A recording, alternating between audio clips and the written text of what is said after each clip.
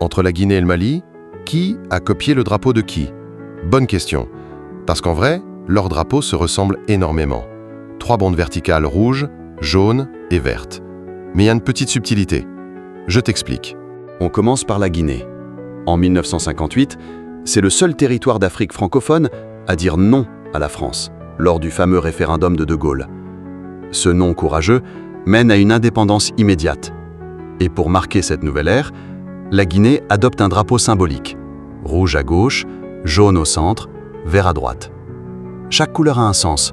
Le rouge pour le sang versé par les martyrs de la liberté, le jaune pour la richesse du sous-sol guinéen et le vert pour la nature abondante et l'espoir. Mais au-delà de ça, ces couleurs sont aussi un clin d'œil au drapeau de l'Éthiopie, symbole de résistance africaine face à la colonisation.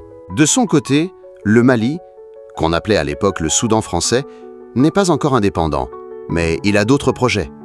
En 1959, il s'unit au Sénégal pour créer un État commun, la Fédération du Mali. Et là aussi, un drapeau est adopté. Et là encore, c'est un tricolore vertical, rouge, jaune, vert. Mais dans l'ordre inverse, vert à gauche, rouge à droite. Et surtout, un symbole unique au milieu, un personnage noir stylisé, les bras levés. Le fameux Kanaga, un masque sacré du peuple Dogon. Ce Kanaga, c'est pas juste un dessin. C'est un vrai symbole d'identité culturelle africaine. Il incarne l'homme, l'union entre le ciel et la terre, et il rend hommage aux racines animistes du Mali.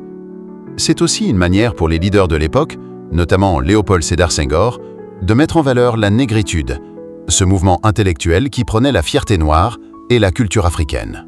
Mais voilà, la Fédération du Mali n'a duré qu'un an. En 1960, le Sénégal quitte le navire et le Mali reste seul. Quelques mois plus tard, en 1961, le Mali décide de modifier son drapeau. Le Kanaga est supprimé. Pourquoi? Parce que le pays, majoritairement musulman, entre dans une logique de neutralité religieuse et culturelle. Et pour certains courants islamiques, représenter un être humain sur un symbole national, c'est tout simplement pas acceptable. Le Mali garde donc son tricolore vert, jaune, rouge, mais sans aucun symbole. Et voilà comment, en 1961, le drapeau malien devient presque identique à celui de la Guinée. À une seule différence près, l'ordre des couleurs est inversé. Alors, est-ce que le Mali a copié la Guinée? Si on regarde les dates, oui. La Guinée a adopté son drapeau en 1958, le Mali en 1961. Mais dans le fond, ce n'est pas une histoire de plagiat.